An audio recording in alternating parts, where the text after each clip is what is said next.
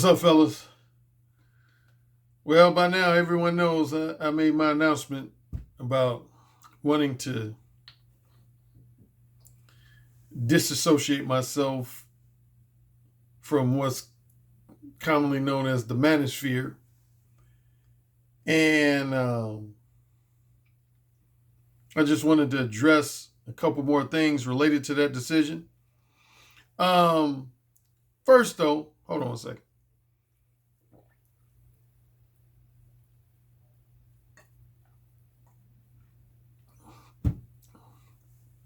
How many of you all familiar with Brian Banks? He's a guy who was a high school All-American football player in Long Beach, California, and he got falsely accused of rape, and he had to go to prison for like 5 years, and then he spent another few years trying to clear his name as a registered sex offender, and he was ultimately successful in doing that. But it potentially cost him an NFL career. And anyway, they made a movie about it that I saw recently at the movie theater. And this might be a stretch. This might be a stretch for me to say this, but I tend to say this in these situations. I think if Brian Banks had exhibited mole one behavior with the woman who he briefly had the interaction with at his high school, that his whole ordeal could have been prevented. And again, I'm admit that might be somewhat of a stretch, because I know in similar situations where I've made the assertion that Mole 1 would have helped this man prevent this situation and this man prevent that situation. Some guys say, oh, hell, man, you act like Mole 1 is the be-all, end-all of everything, that he can prevent all men's troubles with women. But the reality is, and I've said this before when I've discussed a lot of situations related to the Me Too movement, if the movie was an accurate representation of what really happened, and I don't know for sure if it is, because sometimes when people make a movie version of something that actually happened, they tend to implement certain liberties and certain Hollywood embellishments that might modify, the circumstances compared to what really went down in real life. But assuming that his interaction with the woman in the high school was everything went down, in real life as it did in the movie, I strongly believe, man, if he would have been Mole 1, here's what happened in the movie. Here's what got him in trouble. He was at his high school, and he happened to be on some kind of, I guess, a break from class or whatever, either bathroom break or something like that. And he ran into a woman, a girl at his high school who he knew had a strong attraction for him. This girl, I don't know if I don't think he was really as attracted to her as she was to him, but he knew she had a strong attraction to him. And so he took her to this secluded area of his high school, and he started making out with her, and he started undoing her blouse. And I think he was at the very early stages of undoing her pants. I think he was either at maximum going to fuck her in that secluded area of his high school, or at minimum he was going to possibly finger fuck her. But then what happened, he got paranoid that somebody was going to come. He got paranoid that they were going to get caught by a hall guard or some other staff member of the high school. So because of his paranoia, he just dashed. He just basically left the woman there. He basically was like, oh shit, we might get caught. Let me get out of here.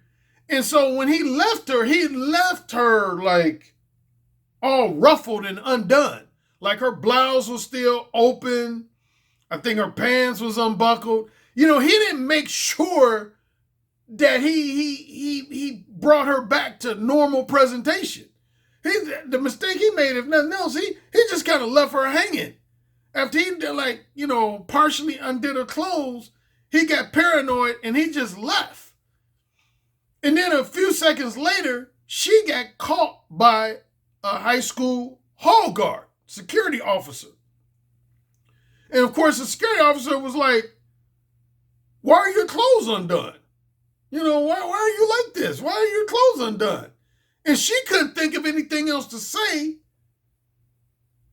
you know, to clear her of any guilt. So she just spontaneously said, I get raped. She said, I get raped. And the school bought her side of the story, and they didn't have any DNA evidence to corroborate her allegation.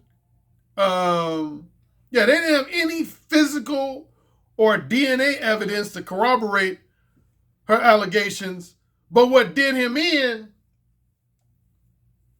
his attorney misled him. His attorney offered him this plea deal where if he went ahead and pleaded guilty, he would only have to do 3 months' time and then he would get off on probation. And they didn't really give him time to think about it. So he made the bad decision. They didn't give him time to confer with an attorney or anything, his mother or anybody else. He just kind of impetuously went with his attorney's recommendation, which was a very faulty one. And what happened once he pleaded guilty, instead of getting the 3-month penalty that he thought he was going to get, the judge gave him a full 5 years. He had to serve a full 5 years in prison, which was totally fucked up. I wouldn't wish this situation on anybody. But my point is, this is Alan Roger Currie talking. From my experience and my observation and just my wisdom related to being Mo 1. I truly believe that there's a 90 to 99% chance this hard deal could have been prevented. Well, number one, he shouldn't have been trying to make out with a woman on high school premises anyway. That's number one. But I realize that high school students do that. I did it back in the day, so I can't totally hold that against him. But his mistake was he left things too vague and ambiguous. And you know how I feel about vague and ambiguous, which falls under Mode 2. He left things too vague and ambiguous. He should have been Mode 1 and forced that woman to say, Brian, I want you to fuck me. Or I want you to finger fuck me. Or I want you to make out with me, but not have full intercourse with me. He should have forced her to be specific. See, if he had forced her to be specific, then that would have been his ammunition to counteract her false allegations. He could have easily said, no, she told me she specifically invited me to have intercourse with her. She specifically invited me to finger fuck her. She specifically invited me to make out with her. But he just took her to this secluded area and just started kissing on her. And see, haven't you heard me talk about this before? Like, I remember, for example, when I interviewed the pickup artist from New York, Manhattan, named Paul Janka. And we had a semi-contentious discussion back on Blog Talk Radio a few years ago. And he was talking about, first he criticized my approach. He said he felt like Mo 1 was dating suicide. And he said being upfront, specific, and direct about your sexual desires, interests, and intentions was dating suicide. And I said, well, how do you go about getting women in bed? He said, well, what I do is I just invite women either back to my place or I ask a woman, can I come over her place? And then I just basically start making moves on her. And if anybody remembers that interview, you can go back and listen to it. What was the first thing I said? What was the first thing I said when Paul Jenkins said that? I said, ooh, man, you setting yourself up for a false date rape charge. That's the first thing I said. I said, you setting yourself up for a false date rape charge. And I've always told guys that. Like, I've had a lot of guys ask me, they say, Alan, what's so wrong with just inviting a woman back to your place or you going over a woman's place and then you just start basically getting physical with her without verbally expressing your specific sexual desires, interests, and intentions? And I say, man, you can get away with that a lot of times, but I always say I wouldn't recommend it, man, because that's how you set yourself up for a potential invalid date rape charge and sexual assault charge, man. See, man, I like, before I do anything physical with a woman and anything sexual with a woman, I like for a woman to give me some type of verbal consent. Verbal consent. That's one of the reasons I've mentioned many times. That's one of the reasons why I like to have phone sex with women before I engage in physical sex with them. Like, probably, I would say on average, starting with roughly 1991 up until now, I would say no less than roughly 5 out of every 7 women that I've had physical sex with, I engaged in at least one episode of phone sex with them first. At least one episode of phone sex with them first. Because among other things, that's my way of getting verbal consent from women. Verbal consent from women. I want a woman to specifically say to me, Alan, I want you to fuck me. Alan, I want you to fuck me. Alan, I want to suck your dick. I want to feel your dick in my mouth. I want some type of verbal consent from a woman.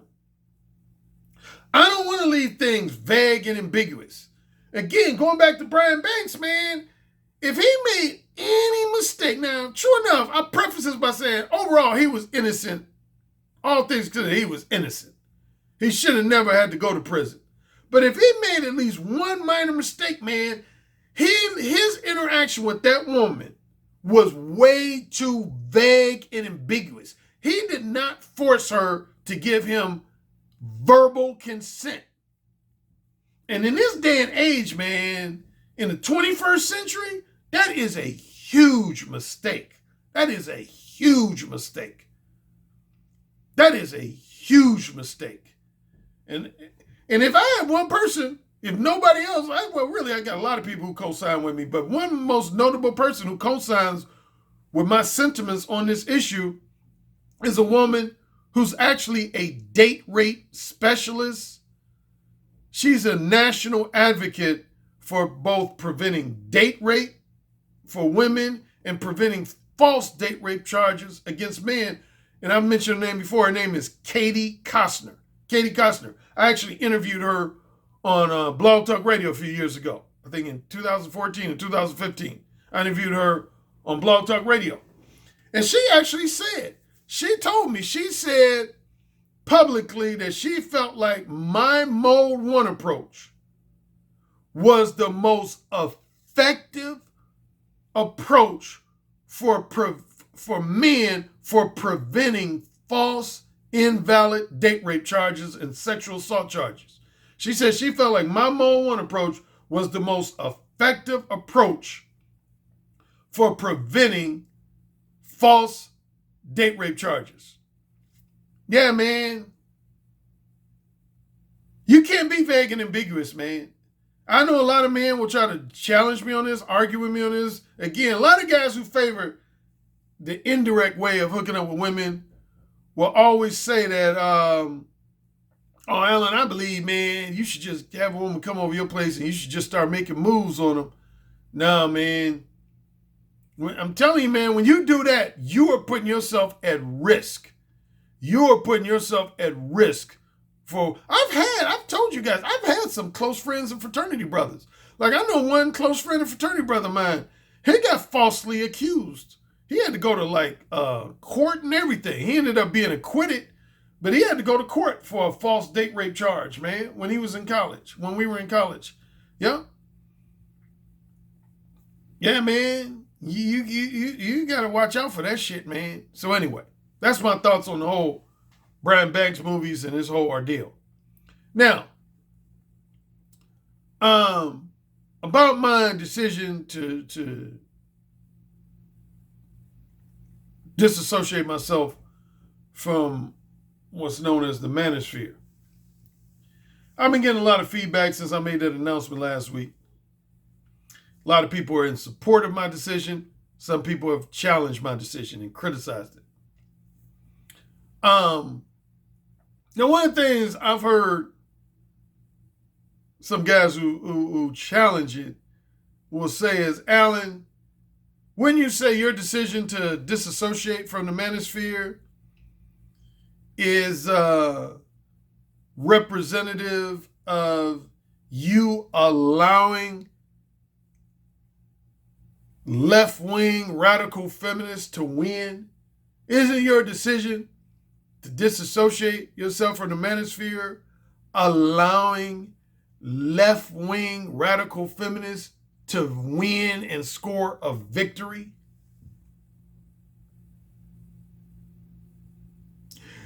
Insert dog face here.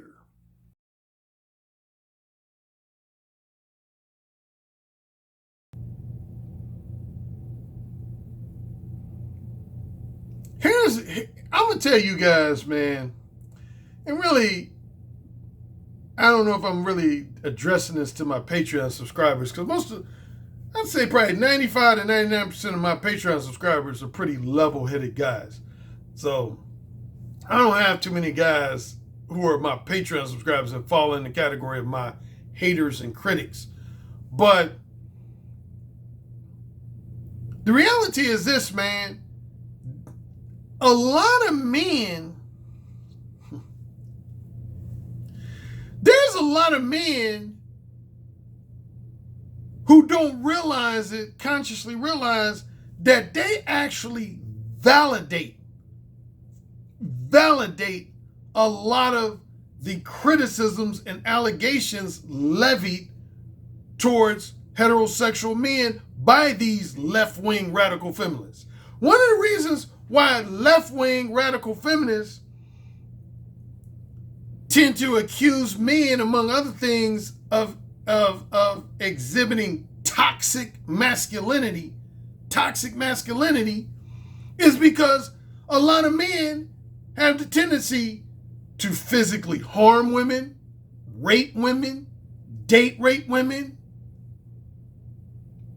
murder women, kidnap them and torture them,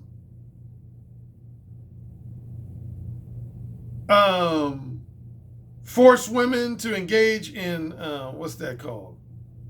Human sex trafficking, commit episodes of domestic abuse, physical assault against women. See, when you engage in any of those forms of behavior, you're validating these left-wing radical feminist accusations of toxic masculinity.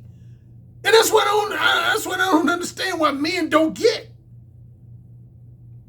That's what I don't understand why men don't get.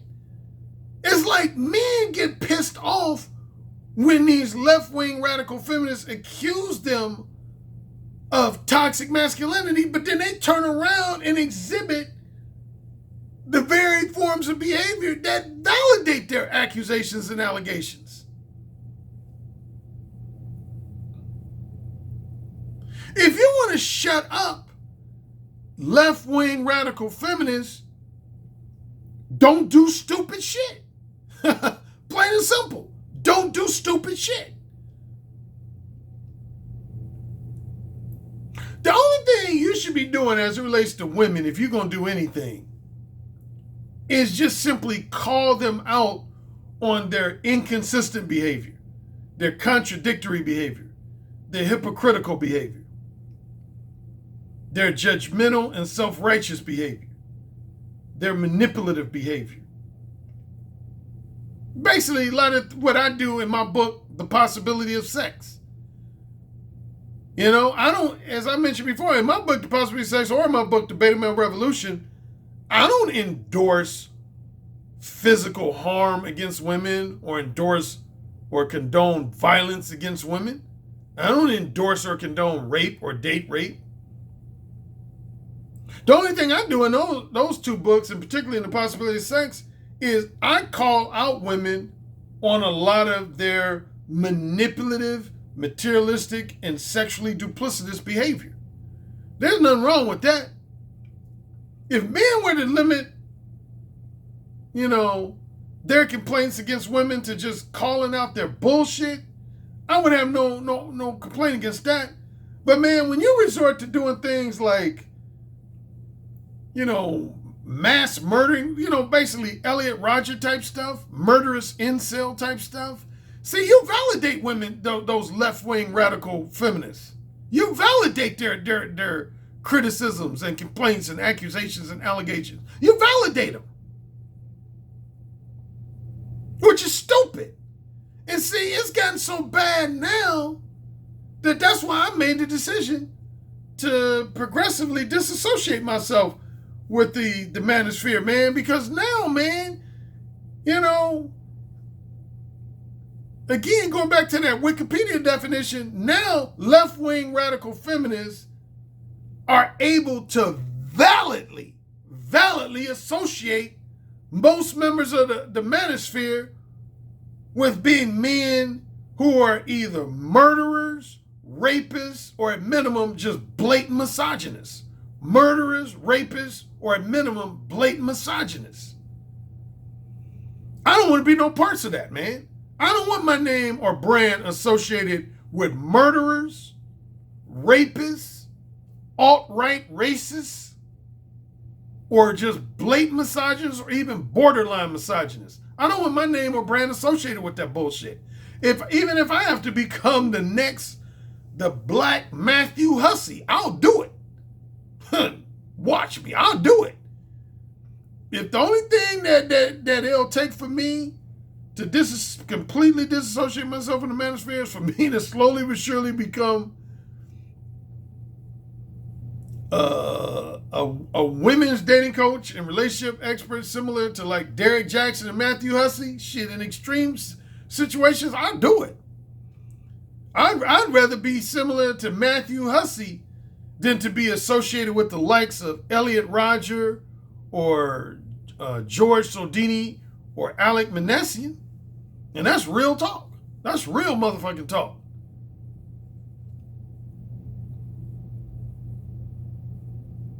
Yeah, man. We as men have allowed the wrong types of men to infiltrate the manosphere and corrupt its public perception. That's what we've done. We've allowed the wrong types of men to infiltrate the manosphere and corrupt its public image and perception. The manosphere should be about, number one, about self-improvement and personal development, and number two, about simply counteracting and offering rebuttals to women's invalid complaints about men's behavior towards women. They're invalid complaints about men's behavior towards women. Not their valid complaints, but their invalid complaints.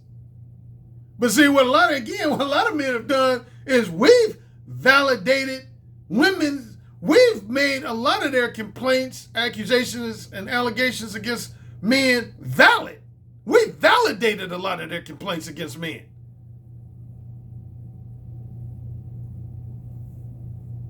And that's very sad and disappointing.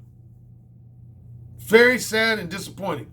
So a lot of men out here in society that are exhibiting what's generally known as passive aggressive behavior. passive-aggressive behavior.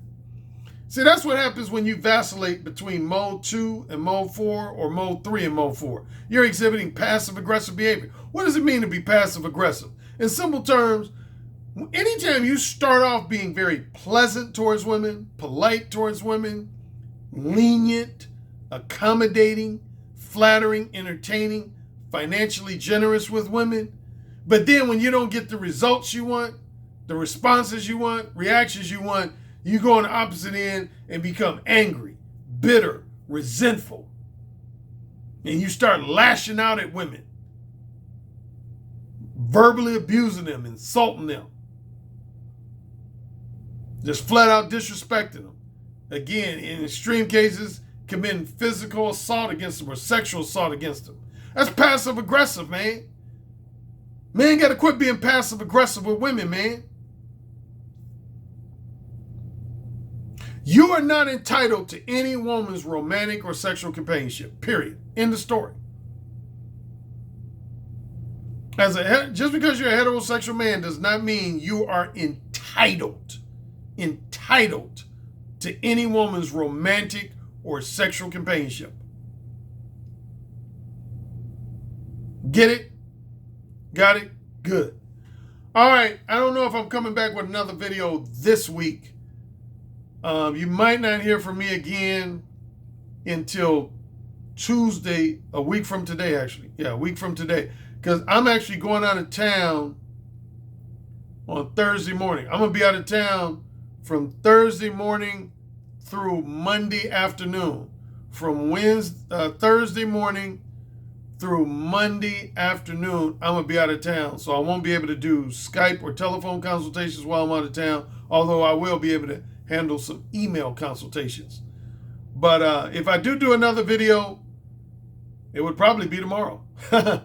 if I feel like there's something worth talking about. But so I'll say if you don't hear from me tomorrow, the 99% chance you won't hear from me again until a week from today. A week from today, which is, today is the 13th, so that would be the 20th. The 20th. August 20th. So, all right. Enjoy the rest of your day and the rest of your week.